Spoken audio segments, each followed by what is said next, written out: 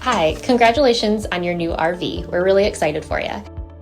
Please make sure before you're signing that you bring the following items with you. If you're a cash buyer, please make sure that you bring a cashier's check, no personal checks at time of signing, or you may bring actual cash. If you're a finance customer, please make sure that you bring proof of insurance listing your specific lien holder. If you need that information, please call us ahead of time. Also, make sure that you bring all valid driver's license of all persons that will be listed on the title. If you have a trade that you're trading in with us, please make sure that you bring your 10-day payoff as well as your title and all persons who will be listed on the title of that trade. Arrive 30 minutes early before your appointment time so we can properly inspect your unit, and also make sure that you have the fridge on and running prior to arrival. If you have any questions, please feel free to give us a call at 810-686-0710. Thanks so much. Have a great day. Hello, this is Mike at TradeWinds RV Center, here to congratulate you on your purchase of your JAYFLIGHT 34 RSBS travel trailer. I'm here to walk you around it, show you how to use a few things to get the best out of your camping experience. Let's start by talking about arriving at the campsite and a couple things to take into consideration when parking. On your campsite, leave plenty of room for your awning to come in and out, as well as your slide. On your off campsite, of course, got a couple slides over here, your bedroom and your living room. Leave plenty of room for them to come in and out, but I also want you to think about where your power and water connections are going to be. Your power is going to be in front of your tires here, and your water connection is going to be right there behind your slide. So both on your off camp side or your driver's side of your tow vehicle, once you arrive and unhook your hitch, first thing you're going to do is level your unit. Now, the unit does come with a power tongue jack, night docking light should you arrive at night. Simply extend to raise, retract to lower. Now, if you happen to lose power, underneath this rubber stopper right here is a manual override that your stabilizing jack crank will get on and get this up and down if you lose power. Speaking of power, check your battery post now and then, make sure those haven't wiggled loose going down the road. Once we got our unit level, next thing we do is stabilize it. All four corners of your unit, you got these 3/4 inch stabilizing jacks. A hand crank right here. You can use an impact driver or a drill gun to run these down. I just recommend when you get to the bottom that you slow down. I'm also going to recommend stabilizing jack pads. Jack pads are going to protect the feet of your stabilizing jacks from dirt, debris, and hot blacktop in the summer. Get you a 4-pack of them, put them down underneath these. Run these down just until they are taut. Once you have some resistance on your hand crank, go ahead and stop. Because remember, our unit's already level. All we're trying to do now is stabilize it. Let's get all four of them down. We're going to hook up our power and water.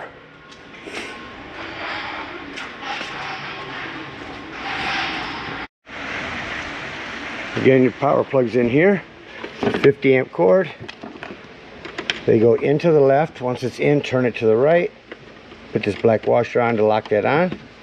At the end of that 50 amp service, should you need, there's what we call a dog bone, bring it from 50 down to 30 amp. And then if you need to plug into a 110, there's a 30 to 15 amp reducer. Comes with your convenience pack as well. Got your power hooked up, let's hook up our water. City water connection is where we're going to hook up for campsites. First and foremost, your water pressure regulator. This water pressure regulator is going to reduce water pressure to 40 to 50 psi, protect the lines in your unit. I always use this when putting fluid in here. Hook that up, hook up your hose. Don't turn your hose on yet. Just to your right is going to be your hot water heater. All we're doing at this point, folks, is making sure our drain plug's back in. Get that back on there nice and snug. Once that's on there tight, you can go ahead and turn that hose on. Now, after that hose has been on, you can go inside and deploy your slides. Our unit's level and stable. I need you to get inside and open up your water taps. Once you get your water taps all opened up, get a nice steady flow of water going through them, then you know that your hot water is going to be full. You can shut them taps off, and then you can turn your hot water heater on from indoors. Now, let's say we're going to go camping and we're not going to use city water. We're going to go dry camping somewhere. In that case, we'll fill up our fresh water tank. Line this up with one hand. Right next to your city water is going to be your potable water. Again, water pressure regulator. Hook that up.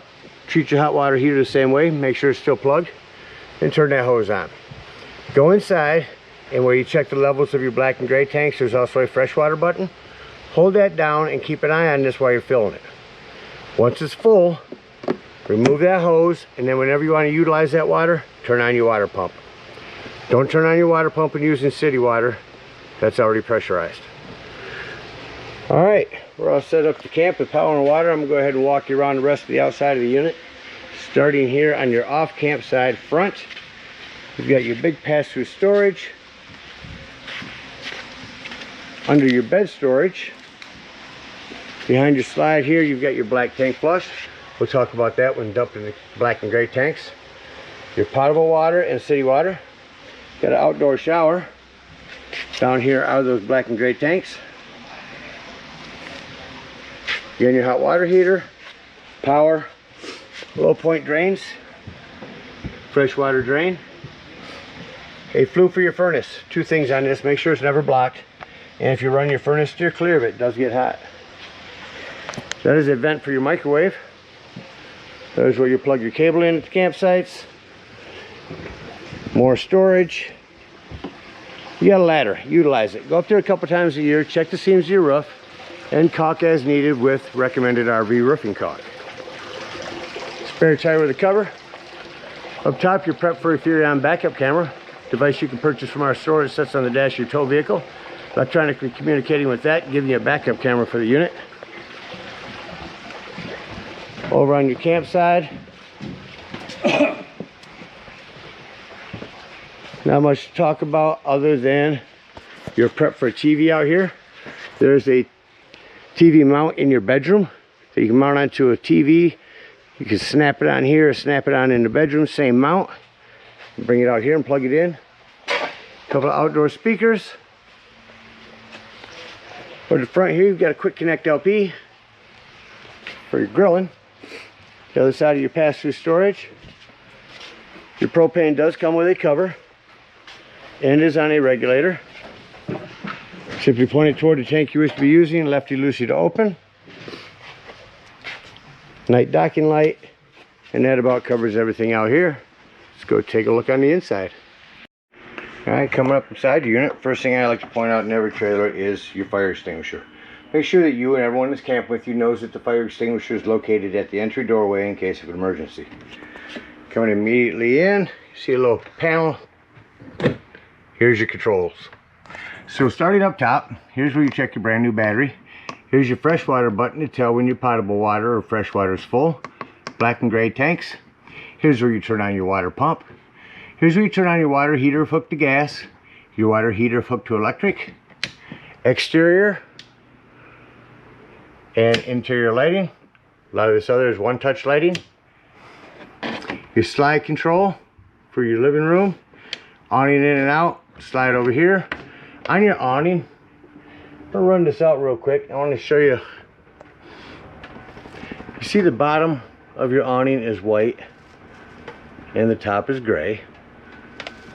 You're only going to want to run this out until your flap falls down to 90 degrees, and then you can see your brown bar. These will continue to run themselves out past that point. If you hold on to this button and continue running it out, that's as far as you want to run these out. As I said, they'll keep going and run themselves up backwards, so keep an eye on them when you run them out.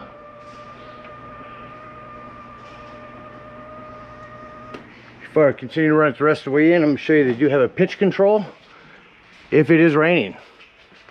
And pick the tables down there, pull down on this pitch control, that will tilt your awning away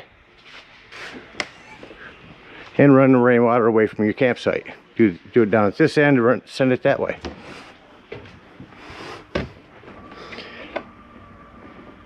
Bring your awning rest way back in here.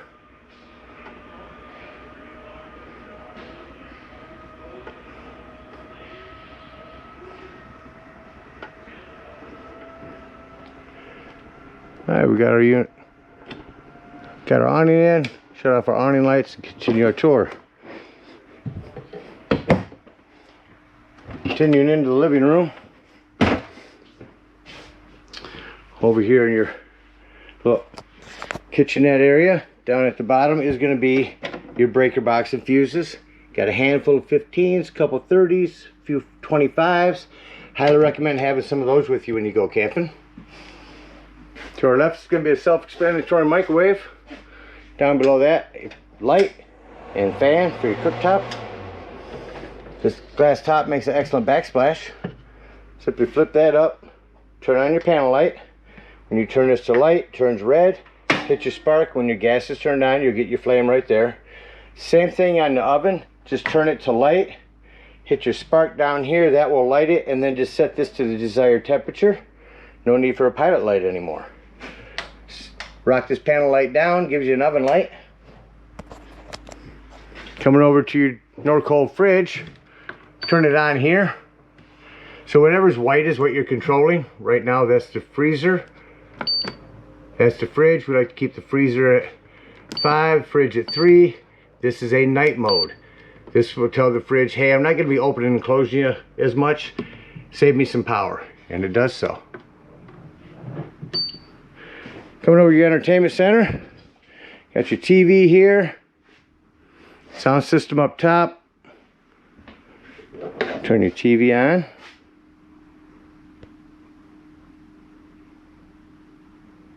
To you right now, Catherine's going, you know, I really don't like my job. I don't like below TV, or above your TV, excuse me.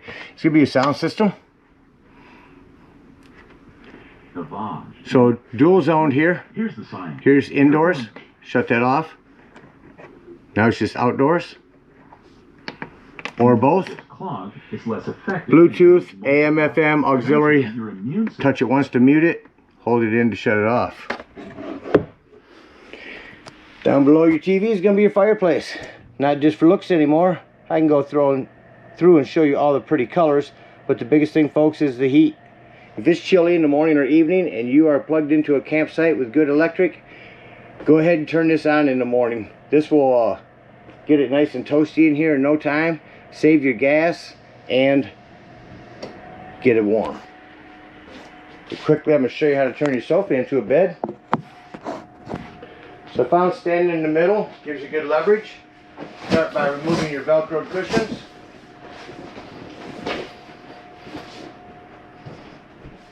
Flip your bed up.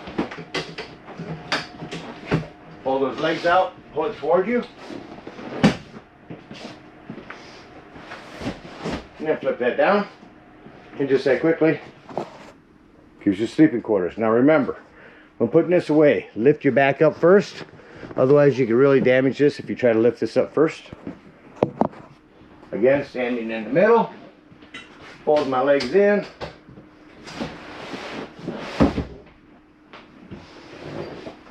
Turn your cushions. And just that quickly, you're back to a sofa.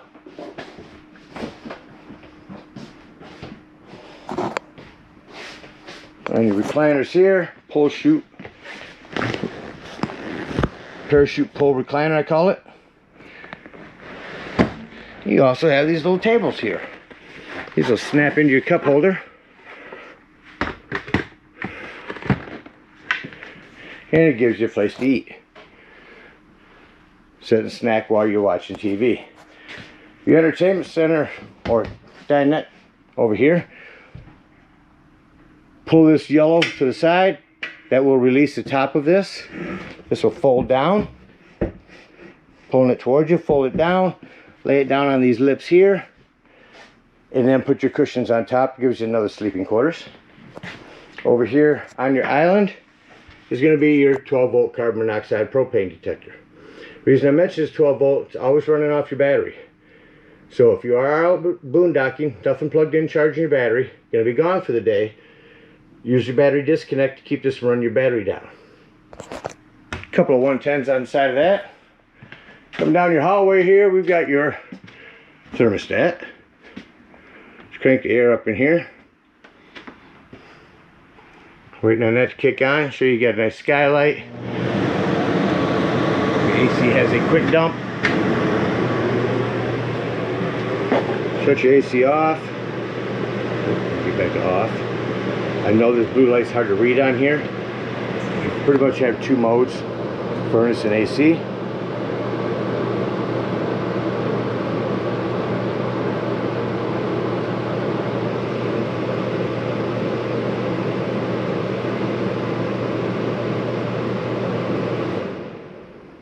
There's your AC shut off. Turn on your furnace.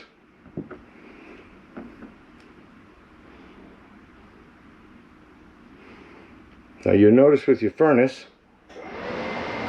right there, that kicked on. I'm going to shut that off. It's going to take a couple of minutes for your furnace fan to cycle through before it shuts off. It takes a little longer than the AC does. In your bathroom, just want to mention you got a 110 with GFCI reset in here. And also to make sure that you snap this closed for travel. Make sure that you have that snapped correctly. And your bathroom slash bedroom door, make sure you have this one snapped open for travel. In your bedroom here, you got a slide control separately in here. Some storage up underneath your bed, your big TV box in there. This is a template for the text in case you ever decide to wire this for solar. Keep that template on there. Here's the TV mount I mentioned outside that you can snap off here. Take that same TV and snap it on outdoors. Cable 110 there. Big closet. On this closet here, make sure that your doors snap nice and closed in here for travel. One touch lighting up here for reading. And lights are here. And that about covers everything on the inside. Let's act like we're getting ready to leave the campsite and close the unit up. So I'm going to start in the bedroom by shutting those reading lights off. Go in our bathroom. Shut these lights off. Then come to my main control panel and shut off my interior lights. Then I can walk around and see all the individual lighting that I need to shut off. So as you're going around the unit, make sure you're clearing areas, tucking in all doors and drawers, making sure nothing's going to impede your slides from coming in. Remotes will be in this drawer here. You also have a smoke alarm in here. There's an extra battery in your paperwork bag, so put a brand new battery in that. Remove this out of here. We'll store those. Continue shutting all of our individual lights off.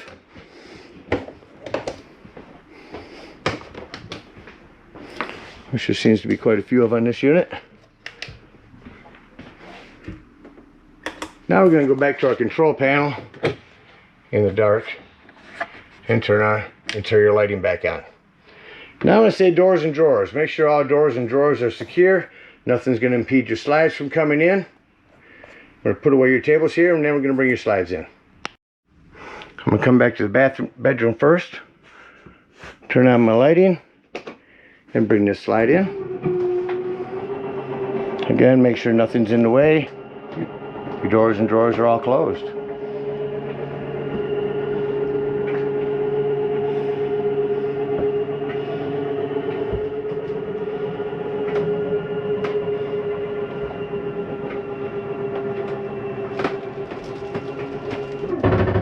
I wanted you to hear that noise. That is just the slide mechanism telling itself not to come in any further. Come up here, slide in. One to your right is going to be your kitchen slide.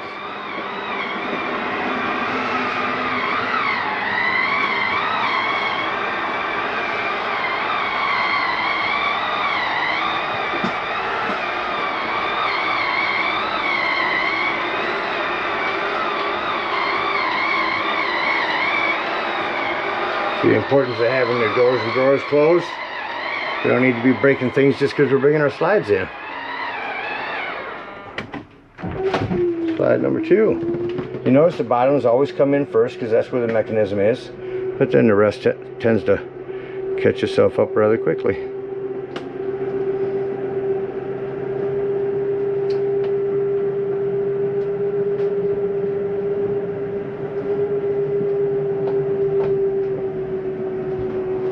Alright, once our slides are in, shut off our interior lights, exit the unit. Before you leave the dump station, make sure you lock and deadbolt this exterior door, lift and turn this handle. At this point, we're going to bring up all of our stabilizing jacks, unhook our power, our water, and our cable. If you are out dry camping, we're going to get up underneath here. We're going to come down here and dump the low point drains right there for our dry docking. Otherwise, hook up your hitch and head on up to the dump station. When you arrive, park accordingly. Your dump's going to be just in front of your tires on your off camp side. Park and hook up your 10-foot hose. First thing we're going to do is pull this black handle. That's going to be your sewage. You can go inside and touch your panel on your black to see if it's empty. Otherwise, just listen for it to be empty. Once it is, grab that water pressure regulator again, hook it up to this tank flush, grab the hose at the dump station, and go ahead and turn that on for a good 5 minutes. Once that's nice and washed out, got all nastiness out of your black tank, remove that hose, put your cap back on here, make sure all that washout has drained. Once it is, close this black. Then we're going to come up here and pull this gray handle. After that one's done, we're going to lastly close that front one and then pull this gray handle. That's going to be cleaner water, your sinks and your showers. That'll clean your sewage hose out for you. Then you can conveniently and sanitarily store your sewage hose right there in your bumper. Lastly, before we leave the dump station, go ahead and dump your low point drains. That's going to be these ones right up underneath here. Come up to your hot water heater. Once them are done draining down there, pull up on this pressure release valve. That's going to dump the remainder of your hot water out of here, so be careful. Once that's done, close that, otherwise your door won't close. And then you can pull this drain plug down here and head on home. Again, but thank you so much for your purchase. Hope you enjoy this JAYFLIGHT for many years to come. Happy camping.